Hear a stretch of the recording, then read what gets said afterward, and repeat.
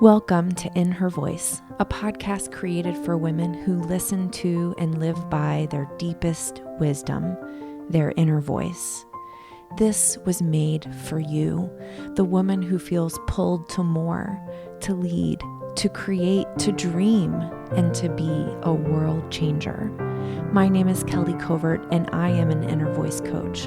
Join me here each week as we explore what it means to reach for your inspired potential, all while honoring your worthiness each and every day. Hello, everyone. This is Kelly, and you are listening to In Her Voice. Thank you for being here today.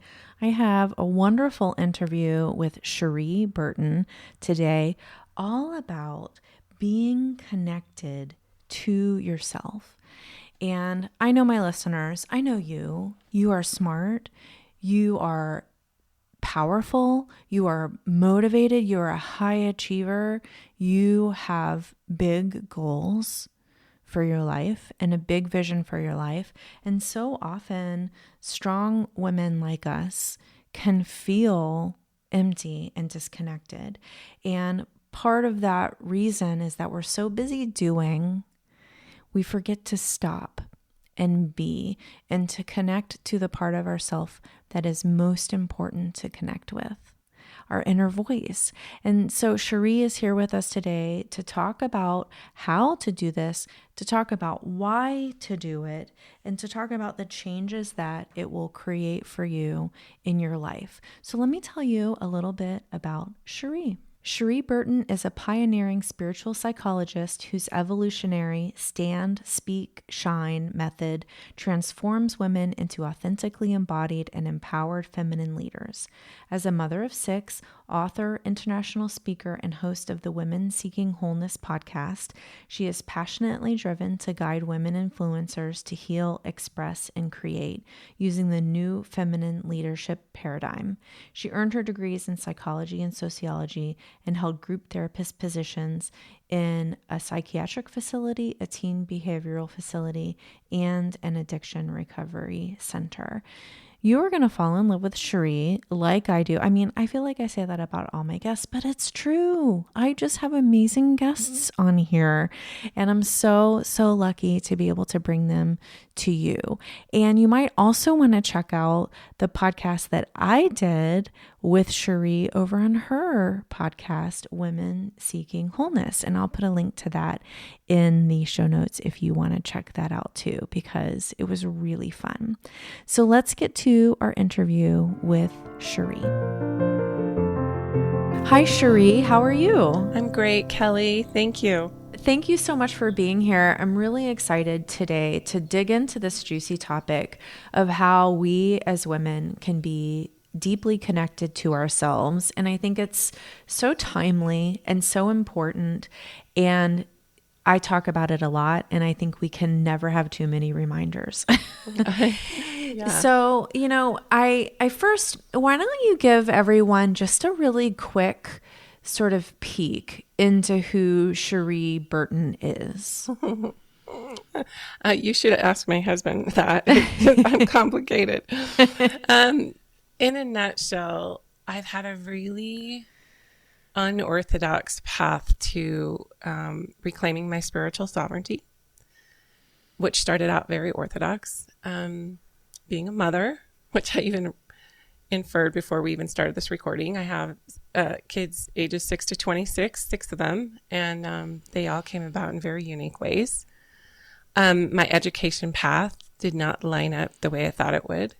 I was going to be a PhD in psychology and have a licensed practice and all of that, and I ended up going I have an undergrad degree in psych, but I ended up doing more.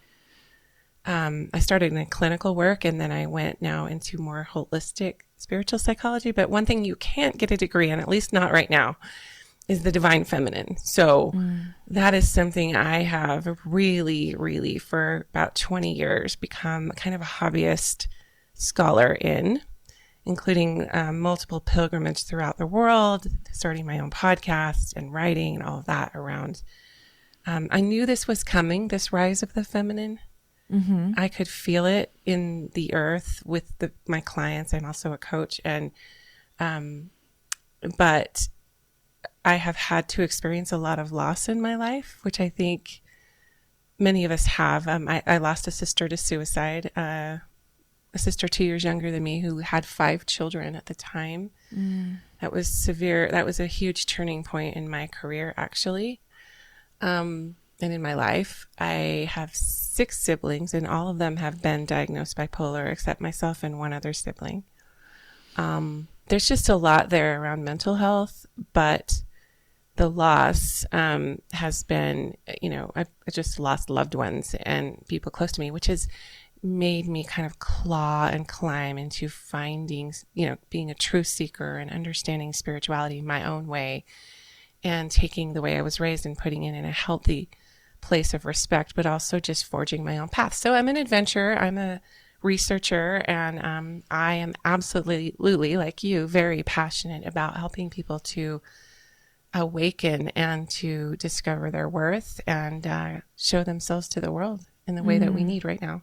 In a nutshell, there's me. There's a lot more trauma that I'm and I'm sure we'll get to some of that, and it will be uncovered as we go. I think that the topic of spirituality is such an interesting one. And I have a feeling that we had similar upbringings, just, sort of how you speak of the orthodox way that you were raised, thinking of spirituality. And I find that for many women, that even the word spirituality can be triggering, like this idea of divine feminine, like that can be a trigger. And let's start there. Okay. Why do you think that we have these kinds of reactions to the idea of divine feminine? I think the word divine in and of itself is a trigger. For one, if you are Orthodox, they don't like that word, really, divine. Religious people don't love that word. They'll use other words like God or Jesus, or not to undermine those words, I use them too. But when you pair it with feminine, that's not a construct any of us in the greater culture have been exposed to or have explored, really. It's all male. A male Holy Ghost, a male Jesus, a male God, male prophets, male angels, etc. So, I think it's a trigger because we don't feel like we don't have any semblance of that we are divine ourselves, because if you were raised religiously, or even if you weren't, the messaging from the socio-cultural, normative narratives is, you're not worthy. You have to do these things to be quote unquote spiritual, and then maybe you'll be good enough to earn your way back to some exalted place like heaven, where you can stand to be in the presence of God. Otherwise, you unworthy creature, you're here to just prove yourself. Yeah. And that feels like so damaging. It's so heavy. And I think all of us, regardless of if you were raised in the church or not, we feel the weight of that, needing to prove ourselves. It's something that I hear from my clients over and over again. Me too. If only absolutely. If only this, my business would succeed, then I will feel good enough. It's always a then instead of an I feel good enough now. And I wonder, when you speak of the divine feminine, talk about how we understand that from this place of not knowing. Sure. Well, let's take Christianity, but you could say that the divine feminine is represented in nearly every major world, like Hinduism, Buddhism, all of the Native American, every kind of spiritual community path or whatever. There's some kind of representation. In Christianity, it's mostly been like Mother Mary, where I have really, and she's always she's just painted as a virgin, as if sexuality and having a baby would taint her. Right. So anyway, that and Eve, those are the two big ones. Where I have really, and Eve, of course, is the downfall of humanity, because she took the apple and deceived Adam and is the cause of all of our woes. I mean, I've done a lot of research on where that ideology perpetuated. thousands of years ago. And it was when women's wisdom started to rise and male dominance didn't know, there had to be some kind of a male dominance or a squelching of that wisdom because they didn't have a construct for what it was. Yeah. And it wasn't physically overt, like it wasn't prowess physically. And so that's where wars started and all of these things. But where I have really, my great fascination from even in my early childhood was Mary Magdalene. When I first heard her name, when I first heard that she was, the first at the resurrection scene and so on, I kind of was like, why aren't we talking about her more? There's something there. She was the first person to see Jesus and go tell there's something there. And then finding out that she had anointed him before his crucifixion, which is in all the Gospels. So I just kind of put it on a shelf for a while, and then it just wouldn't stay on the shelf. And that's when I started diving into like the Gnostic Gospels, which were a collection of ancient texts that were written at the same time as our canonized New Testament, but that were driven by the Roman Church into basically extinction. They thought they burned all of the texts, but they were buried. And they ended up in Egypt and were not even discovered until the 1940s. So if you ever hear of the term the Nag Hammadi text or the Gnostic Gospels, that's what they are. But Christianity at large has not embraced them because they see the Bible as the only thing. Right. Which I'm not, nobody would minimize that the Bible is amazing, but there was a lot that was taken out through really Roman rule, and it was empire driven, what was left in those canonized. It was not necessarily a spiritual inclusion of the feminine, I will say, because most of the Gnostic texts refer to, there's one called Pistis Sophia, which Sophia is the divine wisdom of the feminine. There's the Gospel of Mary, which is Mary Magdalene's oral teachings to her followers that were recorded, and on and on and on. So for me, the divine feminine encapsulates, Jesus had a feminine counterpart. She was right there with him. And that's just Christianity. If we were to look at, all of the other world religions, there is a feminine representation, but it's not equal to what the patriarchy has put in place as the ultimate. And you say that to a Christian and they get super offended, like, well, Jesus is everything. Jesus is all. No, I'm not disputing that. That would be super heretical of me. But consider that there was a woman there. And if I'm being heretical by saying that she was in Christ consciousness, that Mary Magdalene was in Christ consciousness, that she was close to him, perhaps married to him, and also that she was teaching after his death and carried on his gospel as evidenced by these texts. If that makes me a heretic, well, right. I don't care. Yeah, because we know it's true. What I think is really interesting about this conversation, like setting the religious stories, if you will, aside, what does divine feminine mean to us today? Mm-hmm. How does that show up in our lives today, whether or not we acknowledge it? Yeah. Well, here's what's beautiful about it. It never left. For me, there's the masculine, the sacred masculine, if you want to say, and the sacred feminine. And we've had unhealthy masculine and we've had unhealthy feminine. But really what's happened when we use the word patriarchy is the dismissal, the silencing of that beautiful feminine. And here are all the adjectives coming: inclusive, expansive, invitational, welcoming.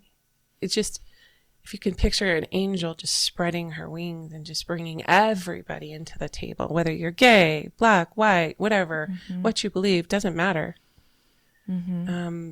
It's very, very unconditional and very, very wise and very tempestuous when it needs to be. So if you just look at the earth is a mirror to us of what the divine feminine is. It's right here. It's immediate. It's underneath our feet. It's in the air. It holds us, and it also gets pissed. Like it's going to send a storm, right? Yeah. So men have that in them, just like women have some masculine in them as well. So the goal, I believe, to help people see this a little bit better, but everybody's talking about it, but they're using different words. Like there's a rising awakening of, we need to get conscious. Yeah. We need to have peace. We need to come to the table and invite everybody. We need to stop preaching gloom and doom and black and white, because the unhealthy masculine is all about black, white, good, bad, right, wrong, logic, linear, in the head. Right. Yeah. The feminine is in the body, in the heart. And again, men have this too, but women will, when enough women wake up to that power and enough men wake up to that power in themselves, we will have a different earth. It's already happening. Wisdom is already rising.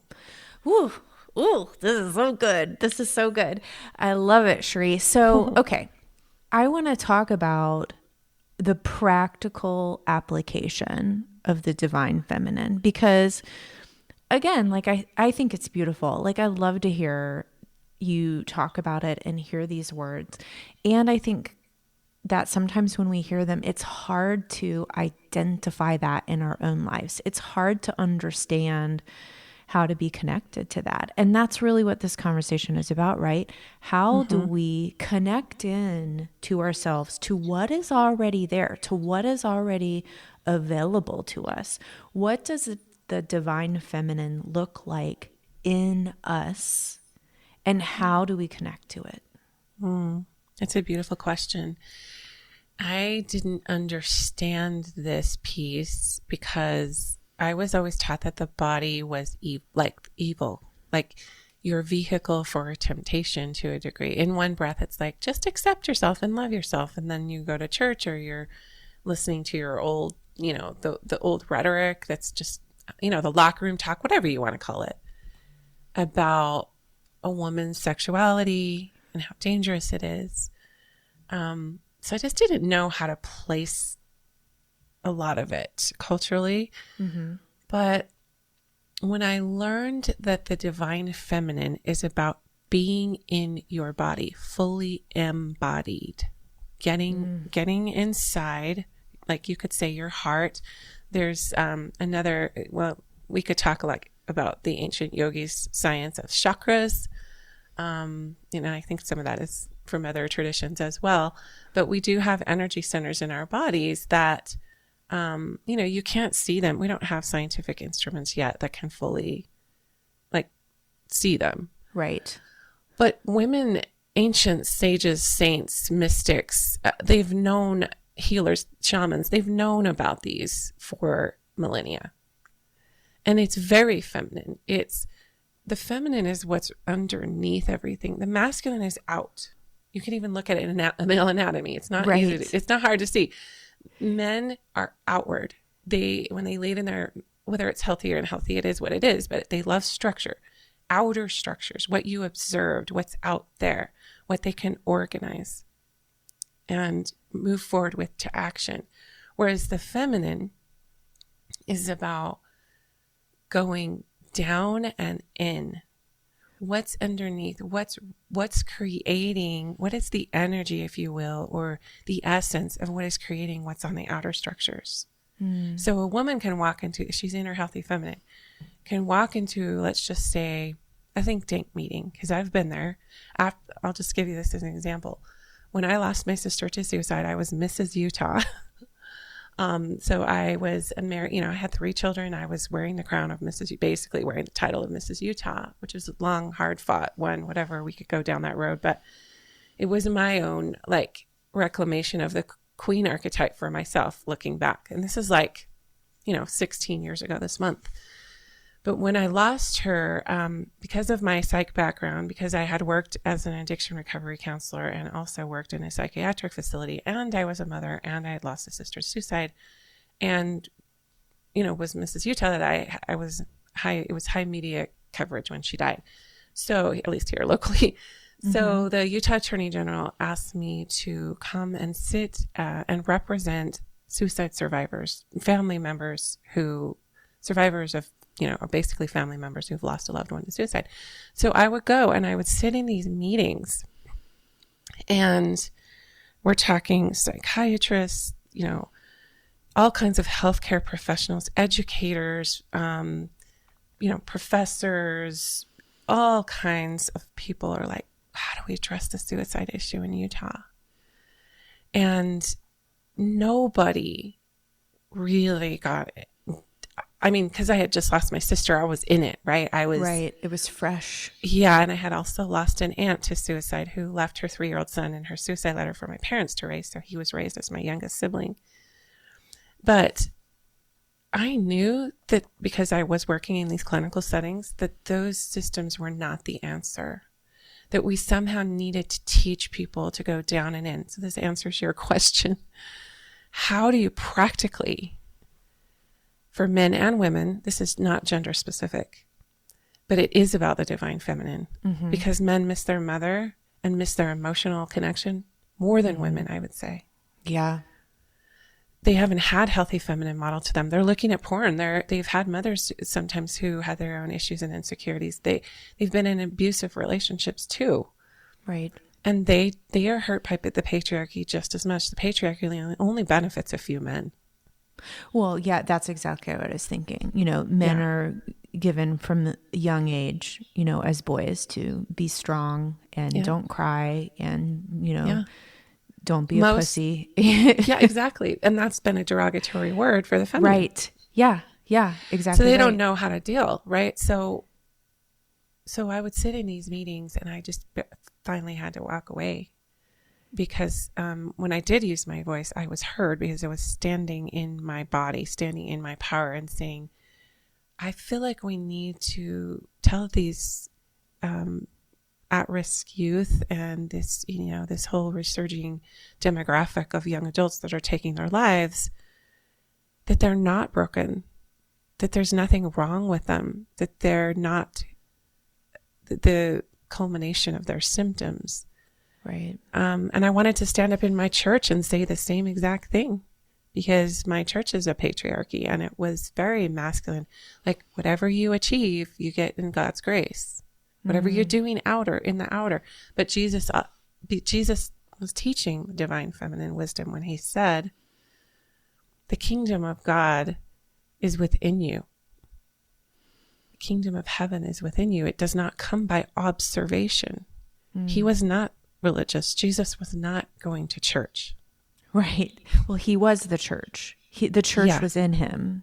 Yes. And he was trying to show that to these very orthodox, Judeo, rulers who he had been born into. He broke the rules. Yeah.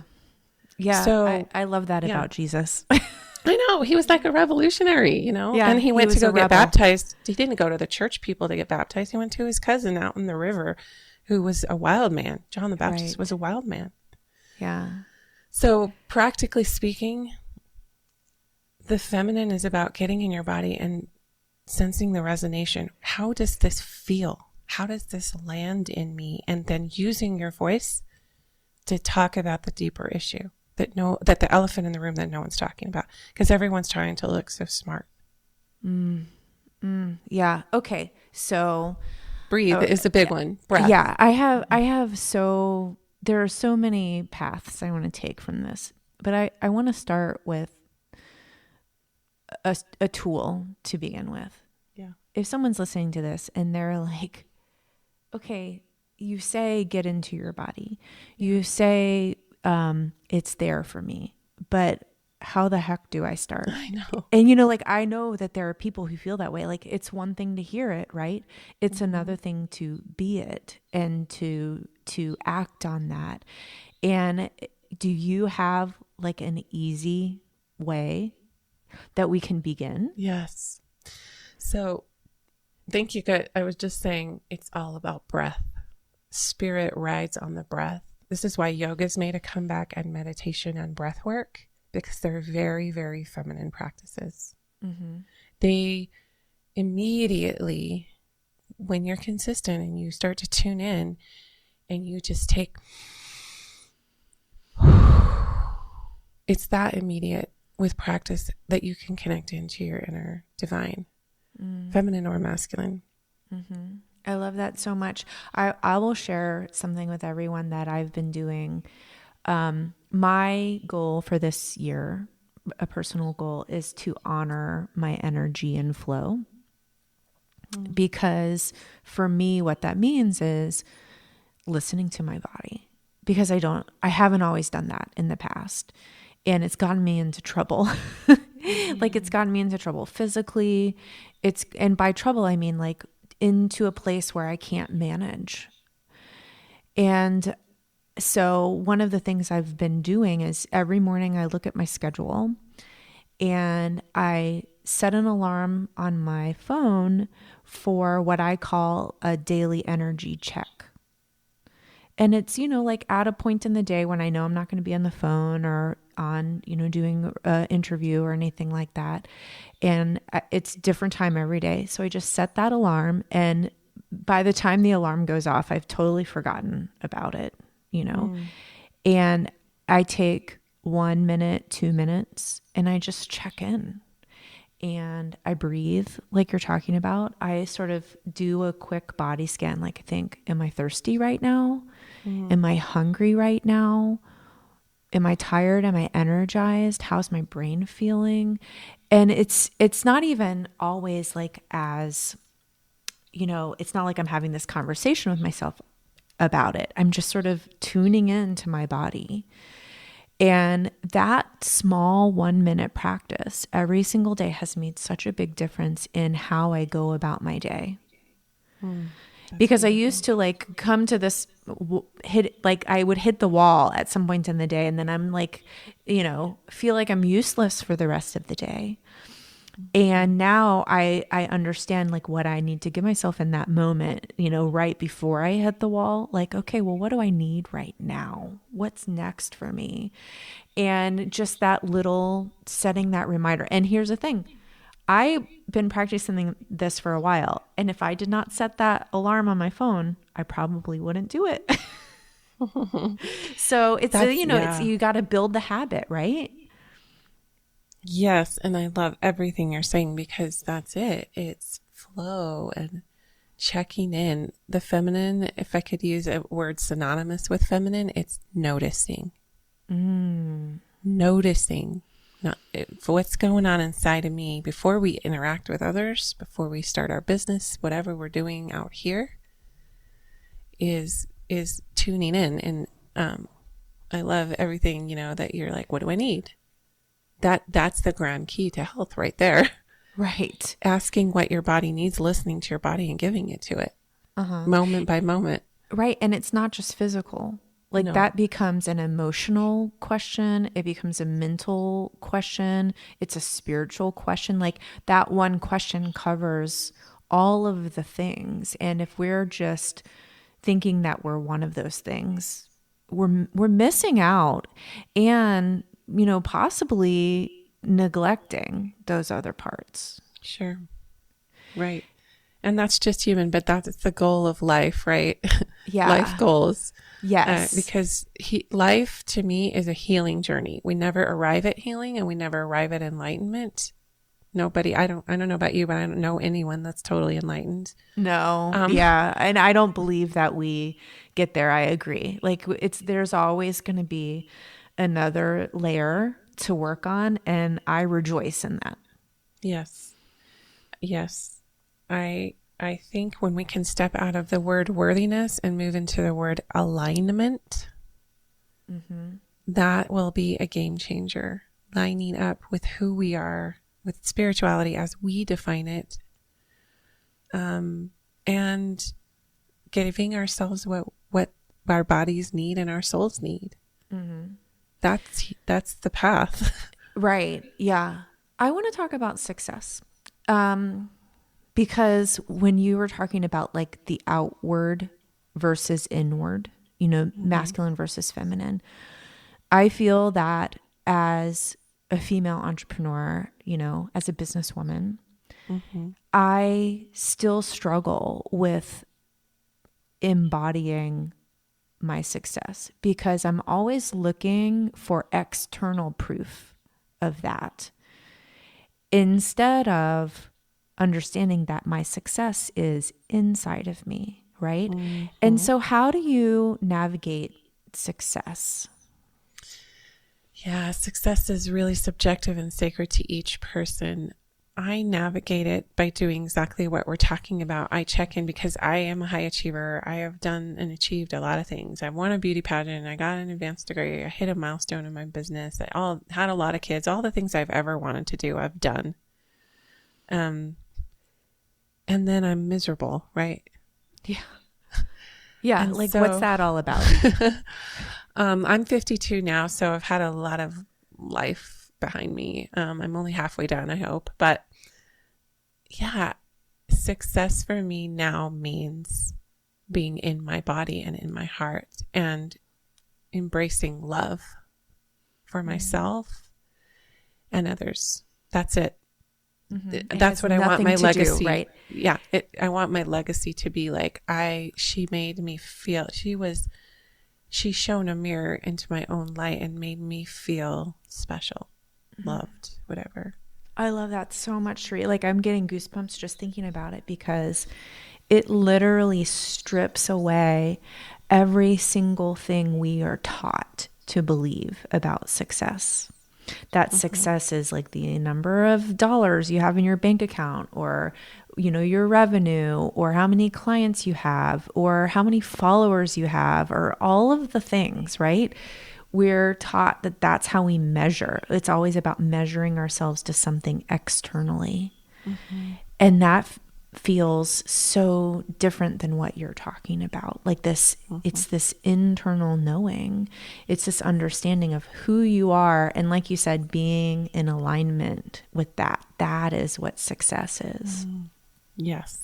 That inner alignment, which is love, really. Yes. It's the energy and vibration of love, which is also spirituality. Right. Right. Oh my goodness. I love it. So you mentioned, you know, you're a high achiever. You've done all of these things. And it's like each time you check off a box, you think you're going to feel awesome. You think you're going to have like figured it all out. And then you're like, ugh, I still feel empty. I still feel disconnected. I think that is a story so many high achieving women can relate to. I have multiple degrees. I have certificates. People send me emails telling me how great I am. I'm doing all of the things. Why do I feel like this? Yeah. And you know, I'm curious to know in your own experience and like journey with other women too, how we start to notice, like you say, how do we notice that the doing is not doing it for us, so to speak? Mm-hmm. Yeah, I think because I was silenced for so long, I thought that when I started my business and started traveling and speaking and published a book and all of these things, and I have a podcast now, but my podcast has a whole different energy than what I was running before, which was speaking to keep the peace. And I don't know if this is fully answering your question, but it's just where I intuitively feel to go. It's like, yes. Go for it. It just was like, I could no longer, it was hurting my health to not speak my truth, not in a way to indoctrinate others or get them to see my way, but I had things that needed to come out of me. And I felt like, let's just say in the space of church, that I was kind of shamed for asking certain questions or not embracing a certain doctrine or not seeing enough feminine visibility or co-authority or the feminine voice. Because I have 3 daughters, I'm like, well, that's not going to work. I don't. And I have 3 sons also who are feminists, by the way, very, very gentle souls who understand the plight of the feminine, because they have a mother who would use her voice, but only around the house. And after a while, they were like, Mom.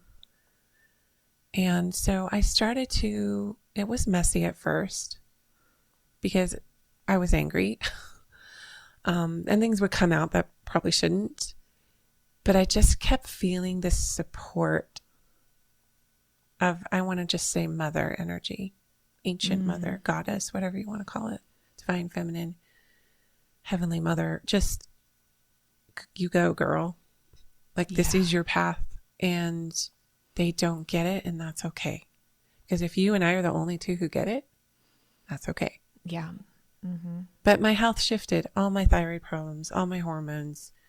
I lost weight. I felt healthier. I felt like I was releasing trauma just by using my voice. And that's why the podcast started 2.5 years ago. It's called Women Seeking Wholeness, because I was seeking that myself, not realizing that I don't have to seek wholeness. It's already here. Right. Yeah. You're looking in the wrong place if you're looking for it. Yeah. With an achievement, something outside of yourself. This is my truth bomb. Everything, and I'm not the only one that said it, but if I can encapsulate our whole conversation, like, everything that you're searching for is already inside of you. Yes. Everything. Yes. And when I hit that and landed that in my body, my entire worldview changed. It's paradigm shifting. It's paradigm shifting because and I think this is, I don't know, you tell me, but I feel like when I see really, like you said, high achieving, smart women, they think they can research it out. They think that they can like learn how. They can figure it out if they go to enough retreats and seminars and read enough books and get enough coaches. Yeah. Mm-hmm. Yeah. No, you have to experience yourself. That's different than learning about yourself. I love that. Experience yourself. Well, Cherie, I think that's a good stopping point. I feel like we could jam on this all day. I love it. I love it so much. Why don't you tell everyone how they can connect with you online and learn more about what you do? Yes. Thank you so much, Kelly, for having me on. I'm so grateful. I love the space you hold and the energy you have, even though I don't know you. I feel like I do now. So yeah, people can find my podcast on all platforms. It's called Women Seeking Wholeness. I also have a Women Seeking Wholeness Facebook group you can ask to join, and I'm on Instagram, Cherie.Burton. And I'm also, my website is CherieBurton.com. So Instagram, Cherie.Burton, CherieBurton.com website, and then Women Seeking Wholeness podcast. Great. And we'll link to all of that in the show notes. So those of you who are listening can just pop right on over and follow Cherie on Instagram and connect with her in all those great ways. So Cherie, of course, the name of this podcast is In Her Voice. I forgot that. That's what we were talking about. Claim your voice. Yeah, I believe that our voices are so important. Just like you're saying, and that when we listen to our inner voice, that deep place of wisdom, divine feminine, I think is what you would call it, right? That is when we find the thing that you're searching for, the wisdom, the knowledge, everything you need is right there. And so I'd like to ask you to share with us right now, what is your inner voice saying to you these days? Everything's going to be okay. Which seems really basic. And exactly what we I would need want to right now. overthink, what part's going to be okay and whatever. But that's just the message I keep getting. You're doing fine. Everything's going to be okay. I love that so much. Well, Cherie, thank you for being here with us. Thank you for sharing your wisdom. And I look forward to staying connected to you in the future. Thank you so much, Kelly. I feel the same.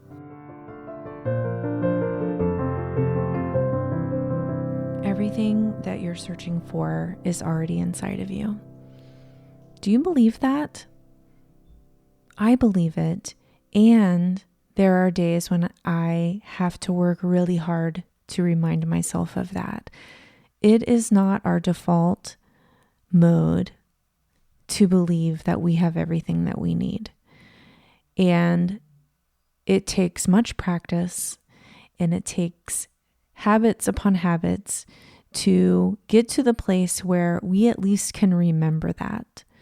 And that's what I want to encourage you to do. What habits can you create in your life today that will help you remember you have everything you need right inside of you? It's tricky and it takes time.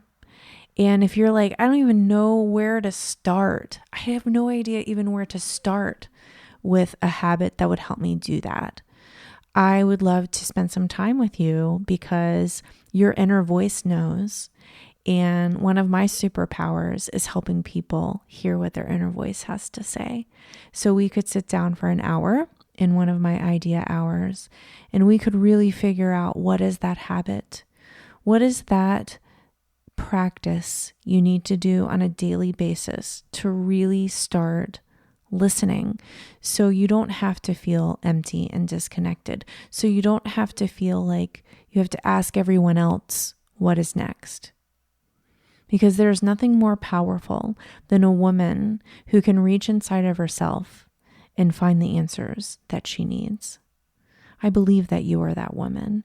And if you are ready to step into that role as a powerful woman, I would love to be there holding your hand and helping you along. So if you're ready for that, definitely go to kellycovert.com/ideas and sign up for an idea hour with me. I would love, love, love to help you figure out the habits that are going to support you in connecting each and every day with your inner voice. kellycovert.com/ideas. Remember this: when you are standing in your power, you cannot be stopped. You have been put on this earth for a reason, to do the very things that only you can do. We need you. You matter, and you are worthy.